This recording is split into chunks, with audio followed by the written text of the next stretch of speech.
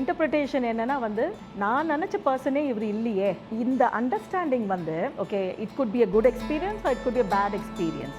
இந்த பர்செப்ஷனுக்கும் பழைய பர்செப்ஷனுக்கும் ஒரு கான்ஃப்ளிக்ட் வரும்.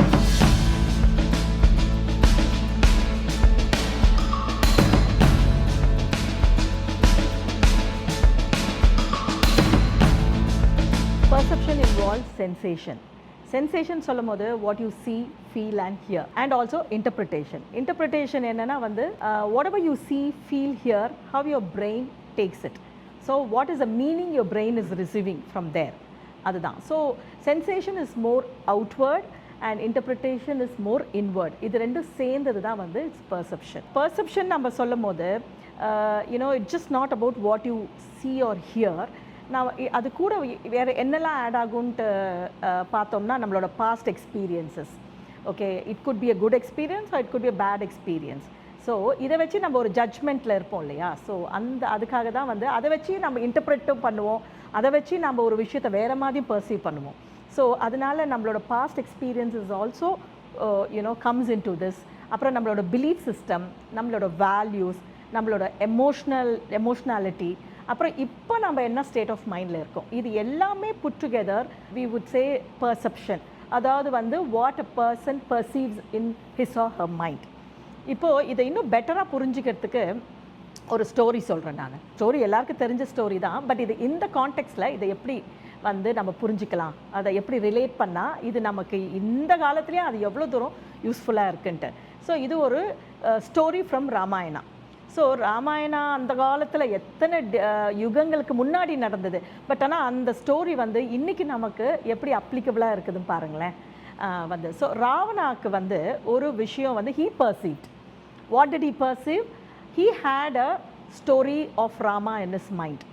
அதாவது என்ன அந்த ஸ்டோரினா, ராமா என்ன பண்ண முடியும், அவன் ஒரு மனுஷன், நார்மல் மனுஷன், அவன் ஒரு மானிடன், அவனால் என்ன பண்ண முடியும், he is a man of just emotions and with all muscles.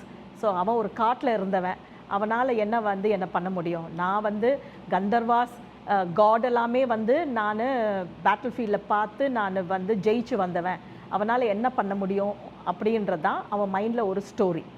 So இந்த ஸ்டோரி என்ன பண்ணுச்சுன்னா ராவணனை ரொம்ப ஈகோஸ்டிக்காகவும் வந்து அட் த சேம் டைம் அவனுக்கு வந்து எப்படி தோணுச்சுன்னா ஒரு அகம்பாவம், எனக்கு கீழே யாருமே இல்லை, அப்புறம் இந்த ராமாலாம் வந்து ஒரு சின்ன விஷயம் எனக்கு அப்படின்ற மாதிரி ரொம்ப சின்னதாக எடை போட்டுட்டான், ரொம்ப அண்டர் எஸ்டிமேட் பண்ணிட்டான் ராமாவை. இதெல்லாம் வந்து ராமரை பார்க்கறதுக்கு முன்னாடி. ஸோ தென் அப்புறம் பேட்டில் ஃபீல்டில் ராமர் வந்து ராவணனோட பிரதர் கும்பகர்ணா, அப்புறம் மற்ற பிரதர்ஸ் எல்லாம் வந்து அவன் கொன்ன பிறகு அப்போ நேரில் பார்க்கும் போது அப்போ அவனோட பர்செப்ஷன் வேறு மாதிரி இருந்தது. இவன் நான் நினச்சா மாதிரி இல்லை, இவன் வந்து ஒரு வீரன் தான், நான் கொஞ்சம் கம்மியாக அவனை எடை போட்டுட்டனோ அப்படின்னு தான் தோணிச்சு தவிர அப்போ கூட வந்து அவன் ராமரை வந்து ஸ்பிரிச்சுவல் எம்பாடிமெண்ட்டாக வந்து பார்க்கவே இல்லை. அவனோட டெத் பெட்டில், தட் இஸ் ராவணாவோட லாஸ்ட் ஃபியூ மினிட்ஸில் he sees him as a Vishnu Avatar. he is an embodiment of Vishnu அப்படின்றது வந்து அப்போ தான் வந்து ராவணனுக்கு அதை புரிஞ்சிக்க முடியுது. ஸோ நம்ம இது எதுக்கு இந்த கதையை சொன்னேன்னா, what he perceived, then later again அவனோட பர்செப்ஷன் எப்படி இருந்துச்சு, அண்ட் டுவர்ட்ஸ் எண்ட் அந்த கதை முடியும் போது வந்து ராவணனோட பர்செப்ஷன். இதே நாமளும் பண்ணுவோம். நமக்கு வந்து ஒருத்தரை பற்றியில் ஒரு ஜட்ஜ்மெண்ட் இருக்கலாம், இல்லை நம்ம அவங்கள பார்க்கறதுக்கு முன்னாடியே வந்து மற்றவங்க சொன்னதை கேட்டு வந்து நமக்கு அவங்கள பற்றின ஒரு பர்செப்ஷன் இருக்கலாம். ஸோ ஆனால் அவங்கள நேரில் பார்க்கும் போது இல்லை, அவங்க அப்படி நடந்துக்கவே மாட்டாங்க. ஆனால் நாம் எப்படி ரியாக்ட் பண்ணோன்னா, நம்ம மைண்டில் நம்ம ஸ்டோரியை வச்சு தான் we see them, we hear them and we feel them. ஓகேவா, இதுதான் பர்செப்ஷன். ஸோ இது வந்து நமக்கு ஒரு லைஃப் லெசன் மாதிரி எடுத்துக்கலாம். தட் இஸ் வை ஆல் இதெல்லாம் இந்த எப்பிக்கெல்லாம் நம்ம வந்து எப்படி நம்மளோட டே டு டே லைஃப்பில் ரிலேட் பண்ணிக்க முடியும்னு பார்த்தா, இதை விட பெஸ்ட்டு வந்து நமக்கு ஒரு தெரப்பி இருக்கவே முடியாது இந்த எப்பிக்ஸ்லாம். நமக்கு இதை வந்து மெரிட்டல் லைஃப்பில் இது எப்படி பார்க்கலாம் அப்படின்ட்டு சொல்கிறேன். அதாவது ஃபார் எக்ஸாம்பிள், இப்போ பார்ட்னர் வந்து கல்யாணம் பண்ணுறதுக்கு முன்னாடி when they are dating or ஒரு லிவ் இன் ரிலேஷன்ஷிப்லாம் இப்போ ரொம்ப காமனாக இருக்கு இல்லையா, அப்படி இருக்கும்போது அவங்களுக்கு ஒரு லைஃப் பார்ட்னர் எப்படி வேணுன்ற ஒரு பர்செப்ஷனில் இருப்பாங்க. ஓகேவா, இப்படி இருக்கணுன்ற ஒரு ட்ரீம் ஸ்டேட்டில் நினச்சிருப்பாங்க. அந்த மாதிரி அந்த பார்ட்னரை அவங்க வந்து பார்ப்பாங்க. ஆனால் அவங்க எப்படி பார்ப்பாங்கன்னா, அந்த பார்ட்னர் அப்படி இருக்க மாட்டார், அவங்களுக்கு அவரை பிடிச்சிருக்கும் ஏதோ ஒரு சந்தர்ப்பத்தில், அதை வச்சு அவங்க என்ன பண்ணுவாங்க, அவங்களோட ஸ்டோரியோட ரிலேட் பண்ணுவாங்க.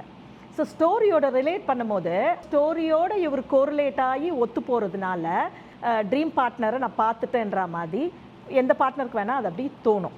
ஓகேவா? So they are reacting to their perception. But அந்த பார்ட்னர் அப்படி இருக்கவே மாட்டார். அட்லீஸ்ட் அந்த கோட்ஷிப் பீரியடில் வேணால் கொஞ்சம் அப்படி தான் இருப்பாங்க. பிகாஸ் நிறைய நேரம் ஒன்றா ஸ்பெண்ட் பண்ண மாட்டாங்க. இருக்கிற கொஞ்ச நேரத்தில் it's easy to make the other person believe, அவங்களுக்கு ஏற்ற மாதிரி நடந்துப்பாங்க. இதை நான் வந்து இப்போ ப்ரீவியஸாக ஃபேமிலியோட பேட்டர்ன் பேசும்போது கூட இதை பற்றி நான் சொல்லியிருந்தேன். நான் not in the terms of perception, but ஆனால் இது வந்து அந்த பேட்டர்னில் இனிஷியல் ஸ்டேஜில் எப்படி வந்து பார்ட்னர்ஸ் நடந்துப்பாங்க அப்படின்ட்டு. ஆஃப்டர் மேரேஜ் வந்து after the honeymoon phase is all over, அந்த பார்ட்னரோட ஷார்ட் கம்மிங்ஸ் பார்க்கும்போது அப்போ அவங்களுக்கு என்ன தோணுன்னா வந்து நான் நினச்ச பர்சனே இவர் இல்லையே, இப்போ இவர் வேறு மாதிரி. ஸோ அப்போ தான் அந்த பர்சனோட ஆக்சுவல் பர்சனாலிட்டியை தெரிஞ்சுக்க வராங்க. அப்போது வேறு ஒன்று பர்சீவ் பண்ணுறாங்க. ஓகேவா? ஸோ இந்த பர்செப்ஷனுக்கும் பழைய பர்செப்ஷனுக்கும் ஒரு கான்ஃப்ளிக்ட் வரும். ஓகேவா? ஸோ ஏன்னா we were reacting to the story. So இதுதான் பாதி நேரம் நம்ம பிரச்சனைகளுக்கு காரணம். நாம் ஒன்று மைண்டில் வச்சுக்கிட்டு நம்ம புரிதலுக்கு ஏற்ற மாதிரி நாம் ஒன்று பர்சீவ் பண்ணி அதை தான் நம்ம கண்ணால் பார்க்குறோம். அப்புறம் அந்த கண்ணால் பார்க்குறது கொஞ்ச நாள் ஆன பிறகு மற்ற விஷயங்கள் நடக்கிறத வச்சு உங்கள் பிரெயின் அதை வேறு மாதிரி புரிஞ்சிக்கும் போது அதே பர்செப்ஷன் வேறையாக மாறி போகுது. அப்போ மாறும்போது தான் கான்ஃப்ளிக்ட் வருது. பட் இந்த அண்டர்ஸ்டாண்டிங் வந்து ஒரு அவேர்னஸ்க்காக தான் இதை நான் சொல்கிறேன். ஸோ இதை வந்து கப்புள் வந்து இந்த அந்த ஸ்டோரி, நான் ஏன் இது ஸ்டோரின்னு சொல்கிறேன்னு தெரியுமா? Because your brain always love to take in lot of stories. அது பார்க்குறது எல்லாமே அது கண்ணுக்கு அது ஒரு ஸ்டோரி தான்.